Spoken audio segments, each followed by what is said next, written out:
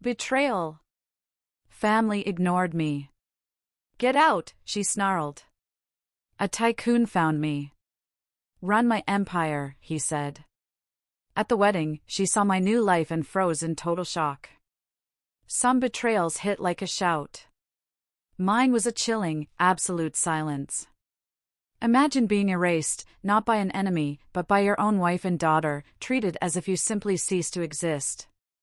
And then, almost 3 years later, my daughter sent me a wedding invitation, asking me to walk her down the aisle. My ex-wife's face that day? Priceless. But I'm getting ahead of myself.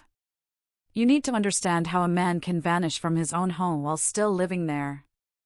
The air in my own house had become heavy, thick with the weight of unspoken words and averted glances.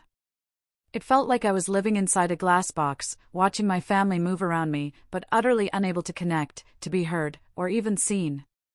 I was 52 years old then, a seasoned aviation safety engineer. For 26 years, I designed fail-safe systems, backup protocols, making sure commercial aircraft stayed in the sky. The bitter irony of it all still stings. I could predict every single potential failure point in a jet engine, but I was completely blind to the catastrophic crash happening in my own marriage. My entire career was built on preventing disaster, building redundancies, planning for worst-case scenarios. And I was damn good at it. The money proved it. My last big contract before everything imploded? 6 figures, 3 weeks overseas, consulting with a company called Luanza on their new safety protocols. I truly believed I was doing what a husband and father should do, providing for my family, securing our future. I thought that was enough. I thought that was what truly mattered. My wife, Rachel, started pulling away about 2 years before the actual silent treatment hit. It was subtle at first, just little things I brushed off as normal after 23 years together. She stopped asking about my day. Stopped laughing at my jokes. Stopped reaching for my hand on the couch when we watched TV. Our daughter, Chloe, was 24 and had just gotten engaged, so I rationalized it. Rachel must be stressed, right? Wedding planning, work, just life. I told myself it would pass.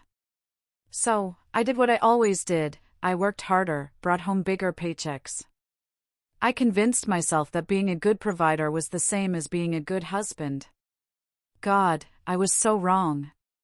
Around the same time, Chloe also started icing me out. We used to talk about everything when she was younger. But suddenly, she only wanted her mom's opinion on, well, everything. From the wedding venue to her career. If I tried to offer advice, she'd give me this polite, distant smile, then just change the subject. I told myself she was just growing up, becoming independent. I didn't see the truth. I was being systematically phased out. Then the wedding planning kicked into high gear. That's when the real strangeness began. I'd walk into a room, and their animated conversations would instantly die. They'd exchange these knowing glances, wait for me to leave, and then, immediately, pick up right where they left off. I started to feel like a ghost. A stranger in my own home. Then came the Germany trip. I remember walking through the door, beaming, with gifts in hand, stories bubbling up, and a stupid grin on my face. I was so excited to tell them about this new contract, a deal that could set us up for early retirement. Rachel glanced up from her phone, barely. "Welcome back," she mumbled, then went right back to scrolling.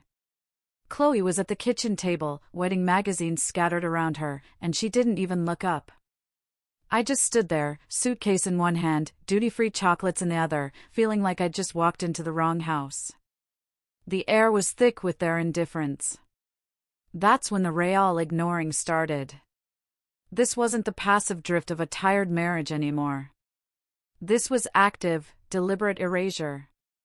I'd ask Rachel a question at dinner, and she'd answer Chloe, as if I hadn't spoken a single word. I'd try to offer a suggestion for the wedding, and they'd just keep talking over me, completely ignoring my input. I'd walk into a room, and boom, dead silence. The wedding planning itself became a weapon. They'd schedule vendor meetings without even telling me, making every single decision, venue, catering, decor, without a shred of input from me. When I tried to get involved, Chloe would sigh, like I was being difficult. "Dad, we've got it handled," she'd say, then turn back to her mom, sealing me out. Oh, but I was still expected to pay for everything. Of course, the bills still landed on my desk. The invoices still had my name on them. But I wasn't allowed in the actual planning. I was an ATM.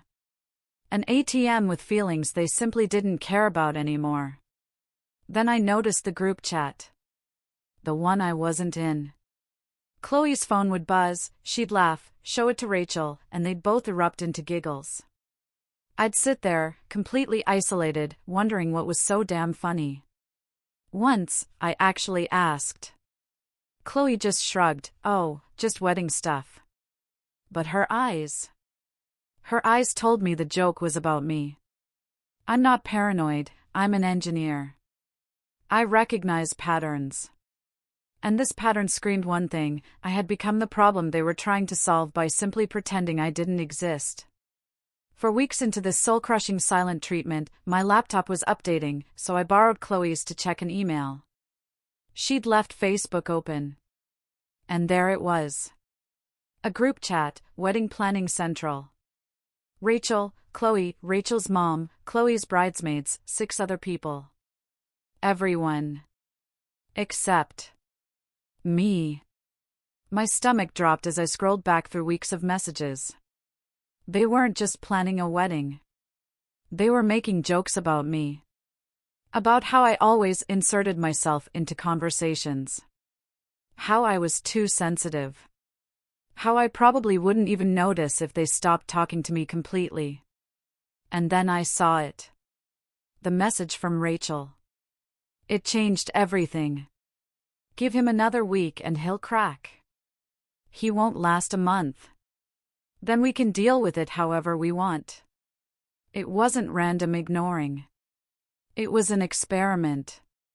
They were waiting for me to break down, to explode, so they could finally paint me as the villain.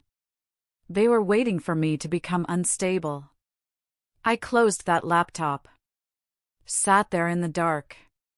The realization hit me like a physical blow: my wife and daughter weren't just distant. They were actively plotting against me. They were rooting for my destruction. Something inside me snapped. Went utterly cold and quiet. The old me, the one who constantly tried to fix things, to win back their love, he died right there in that chair. What took his place was someone new. Someone who finally understood: you don't beg people to see your value when they've already decided you have none. They had given me a timeline, a deadline for my supposed breakdown. 9 days left. I wasn't about to give them the satisfaction of being right. I was going to disappear. On my terms. In my way. And I was going to do it so completely, so flawlessly, they'd never see it coming. I didn't leave impulsively. I didn't leave in a fit of rage. No. I left like an engineer, meticulously designing a system that could not fail. 9 days. That's all I had before their predicted breakdown, and I used every single one to build an exit strategy so perfect, they wouldn't even know what hit them until I was long gone. First step? The money. Day 2, I called my lawyer, Benjamin. I laid out the situation, no emotion, just facts and timelines. We set up a trust, completely legal, completely untouchable. 70% of our liquid assets? Moved into protected accounts. My pension and retirement funds? Locked down. The wedding fund, though? That stayed exactly where it was. Chloe was still my daughter, even if she'd forgotten that. I left enough in the joint account to cover 3 months of bills. I wasn't trying to destroy them financially. I was just making absolutely sure they couldn't destroy me. Then came the part that would have shattered the old me. I have a son from my first marriage. A relationship that, well, ended badly when I was 26. His name is Alex, and he's 30 now, living in Seattle, working in tech. Rachel knew I'd been married before, of course, but I never told her about Alex. By the time we got serious, he was 18, living his own life, and it just never came up. That omission. That unspoken secret. It was about to become my greatest asset. On day 8, I called Alex and told him everything. He listened, completely silent, without a single interruption. When I finished, there was this long, heavy pause. Then he said, "Dad, what do you need from me?" I almost broke down right there.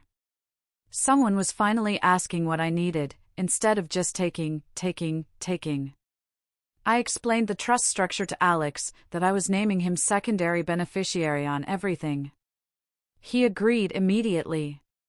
Rachel and Chloe had no idea he even existed, which meant they had absolutely no clue where my assets were really going. Day 9 arrived. I was ready. I'd packed a single bag, transferred what little I needed to a new, secret bank account, and arranged a storage unit for the few things that genuinely mattered to me: photos of Chloe when she was little, my father's watch, some cherished books. Everything else could stay. I set my alarm for 4:30 a.m., the time when the house would be quietest, my exit cleanest. I didn't sleep a wink that night. I lay there next to Rachel, listening to her breathe, feeling nothing. No love, no hate, no regret. Just a cold, clear calculation of timing and logistics. At 4:30, I rose silently, dressed, and did one last walkthrough of the house. I left my keys on the kitchen counter. Cut up my credit card, leaving the pieces right next to them. Poured myself a glass of wine, and left it half full on the table. Little symbolic gestures. A quiet message that I hadn't had a breakdown. I'd made a choice. At exactly 4:47 a.m., I walked out the front door and closed it silently behind me. No note. What was there left to say? I drove straight to a hotel near the airport. Checked in under my own name. I wasn't hiding. Then I waited. Waited to see how long it would take them to even notice I was gone. The answer? 18 hours. Rachel called once. No voicemail. Chloe sent a text, "Where are you?" I didn't respond. To either of them. I wanted them to sit with that silence. To feel it, the same way they'd forced me to sit with their silence for 31 brutal days. Rachel immediately tried to spin it, of course. Claimed I'd had some kind of mental breakdown. Posted cryptic things on social media about supporting each other through difficult times. Chloe? She just kept planning her wedding like nothing had happened. Pictures of dress shopping, cake tasting, not a single mention of me. They erased me completely from their narrative. Which, honestly, was exactly what I expected. What they didn't expect, though, was how thoroughly I had protected myself. They couldn't touch anything that truly mattered. 2 months after I left, Rachel's lawyer contacted Benjamin, demanding access to my pension and retirement accounts. Benjamin shut that down in about 15 minutes, with airtight documentation proving everything was in an ironclad legal trust. 3 months later? They tried to get me declared legally dead so Chloe could access my life insurance. That failed even faster, because I was very much alive, and I was making sure the right people knew it. 6 months passed, and Rachel tried a different tactic. She called from Chloe's phone, thinking I'd answer for my daughter. I did answer. Because, yes, Chloe was still technically my kid. Rachel immediately got on the line. "We need to talk about your responsibilities," she snapped, like I was a teenager who'd skipped curfew. I calmly told her, "All my responsibilities have been met. The wedding fund is full. The bills are paid through the separation date. Anything else isn't my problem anymore." She started to argue. I just hung up. The raw power in that moment? Incredible. It was liberating. Meanwhile, I wasn't just surviving, I was thriving. I'd started consulting independently, making more money than I ever had working full-time. I was living in a sleek downtown apartment that, frankly, felt more like home than that big, empty house ever had. The wedding planning for Chloe continued without me, of course. I watched it from a distance, through mutual friends who just couldn't believe what was unfolding. They took my name off the wedding website. Changed the program to say Chloe was being given away by her mother. They acted like I'd never existed at all. Rachel, predictably, spun a narrative. I'd abandoned them, chosen work over family. I was selfish and cold. Some people bought it. But most people who actually knew me? They didn't. Then, about 8 months after I left, something subtly shifted. A photo of me, candid, at an engineering conference, ended up online. Just me, talking to colleagues, smiling. I looked healthy. Successful. Calm. I looked like a man who had made the right choice, completely at peace. Somehow, that photo made its way back to Rachel. And suddenly, her carefully constructed narrative began to crack. People started asking questions. Why would a man who looked that stable supposedly have had a breakdown? Rachel's story stopped making any sense, and she knew it. Now, here's what I didn't know at the time. Chloe had actually called off her original wedding about 4 months after I left. She told everyone it was mutual, that she and her fiancé had just grown apart. But the truth, as always, was far more complicated. She met someone new about a year after I disappeared, a guy named Mark, who worked in aerospace consulting. They dated for about 6 months before getting engaged. Which meant, by the time that invitation landed on my doorstep, almost 3 years had passed since I walked out that door at 4:47 in the morning. 2.5 years into my new life, I was dating someone casually myself. Her name was Jennifer, a brilliant structural engineer who actually listened when I talked, and genuinely found my work interesting instead of just tolerating it. Alex and I had grown incredibly close. Dinner once a month, real conversations, not just surface-level updates. I was building a life that felt authentic, chosen, not obligatory and draining. I honestly didn't think about Rachel and Chloe much anymore. They'd become people from my past, not fresh wounds in my present. Then, just 3 weeks before Chloe's wedding, an invitation appeared at my apartment. Heavy cardstock, elegant printing, Chloe's name and Mark's at the top. But inside? A handwritten note, in her distinctive script, "Dad, I need you to walk me down the aisle. Please, we need to talk before the wedding. Please call me." I stared at that note for a full, long hour, trying to decipher the game. What was this? Then I picked up the phone. Called my daughter. For the first time in almost 3 years. And what she told me completely reshaped everything I thought I knew about how this story was going to end. Chloe answered on the very first ring, like she'd been holding her phone, just waiting for my call. Her voice cracked immediately, a torrent of apologies pouring out before I could even say hello. "I'm sorry. I was wrong, please let me explain." That cascade of raw emotion hit me harder than 3 years of stone-cold silence ever could. I told her to slow down, to breathe. And she did. Then, she told me everything. Her fiancé, Mark, worked at an aerospace consulting firm. A firm that, ironically, had partnered with my new company on 2 separate projects over the past year. He knew exactly who I was before he even met Chloe. Knew about my reputation in the industry. Knew about the trust, about Alex, about everything I'd built after I left. When Chloe told him her last name on their second date, he'd gone quiet. Asked her if her father was the aviation safety engineer who designed backup protocols for the MAX recertification project. She said yes, probably expecting him to be impressed. Instead, he asked her, "Why have you never mentioned him? And why does your mom tell people he abandoned you?" Mark had done his research. Because that's what good engineers do. He'd talked to people who knew me, uncovered the real story of how I'd been treated, why I left. Then, he confronted Chloe with undeniable evidence that her mother's narrative was a complete and utter fabrication. Chloe confessed she'd spent 6 grueling months in therapy, trying to process the fact that she had actively helped destroy her own father. For no other reason than her mom had convinced her it was normal. The group chat, she said, still haunted her.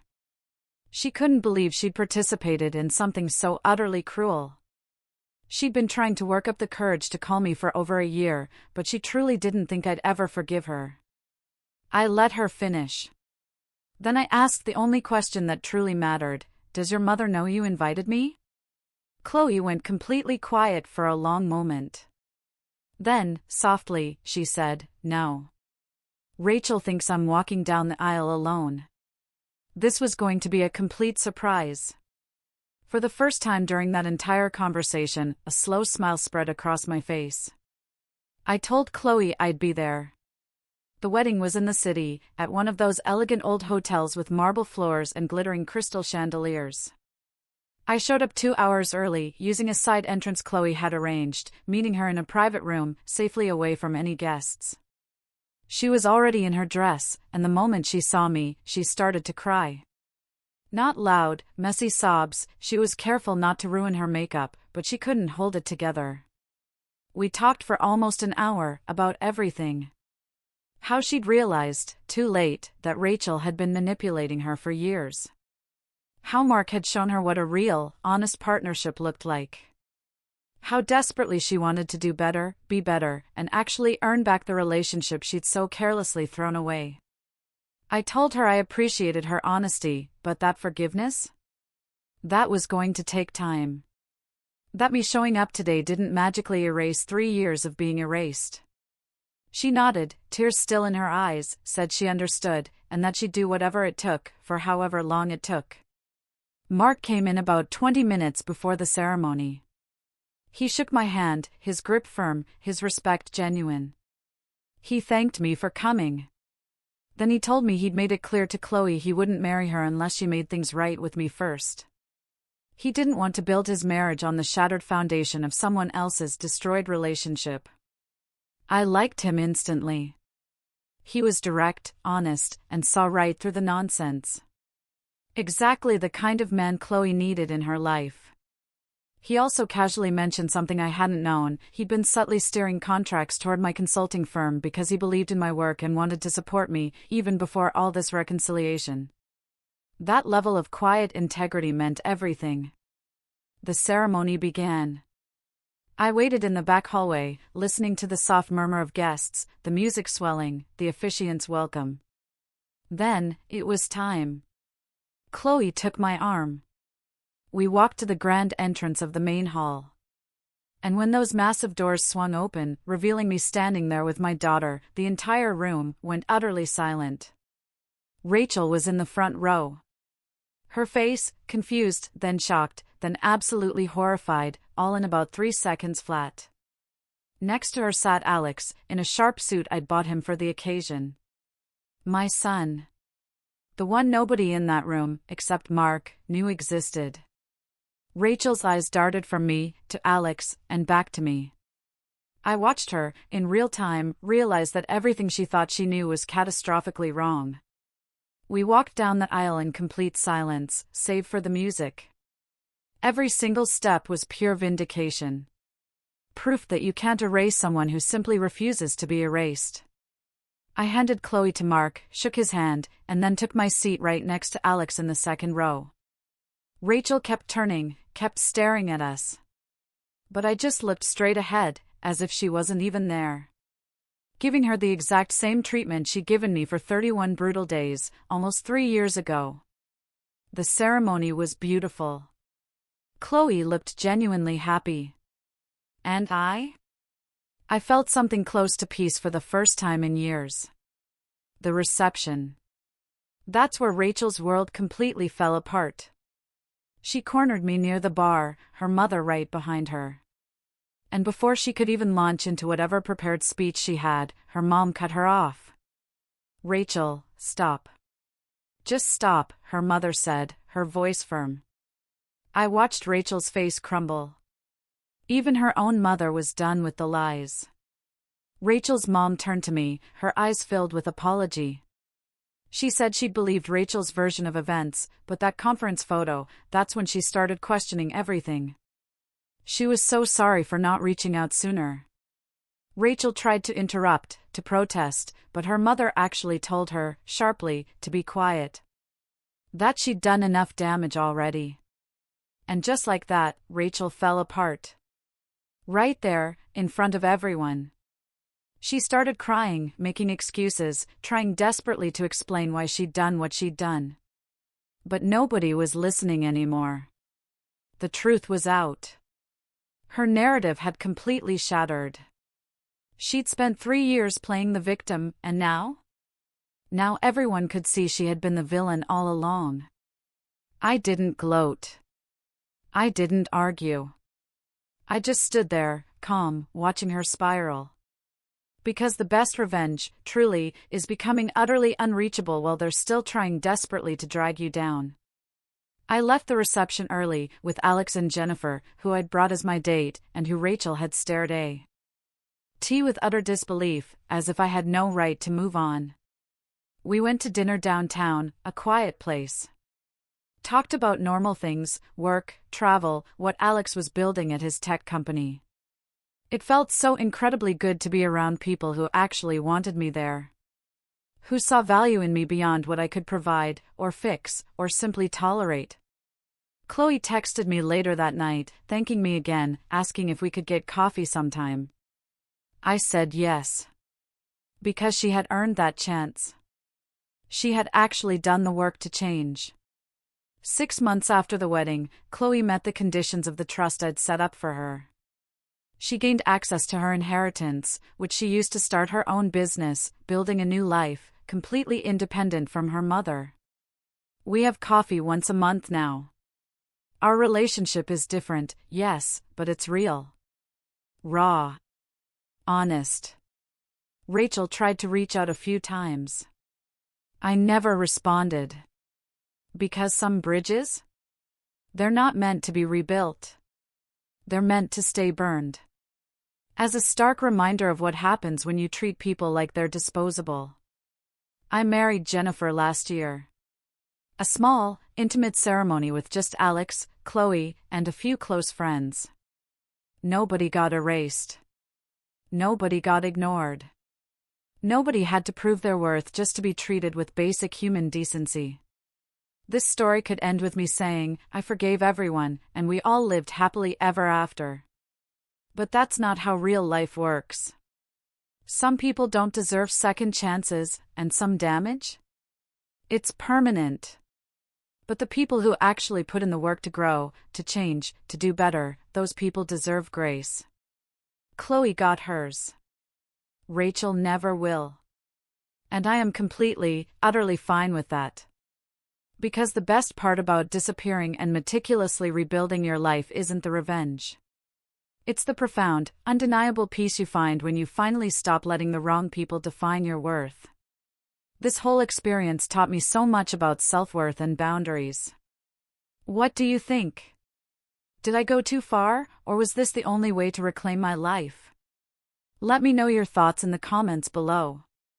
And if this story resonated with you, hit that like button and subscribe for more real-life narratives.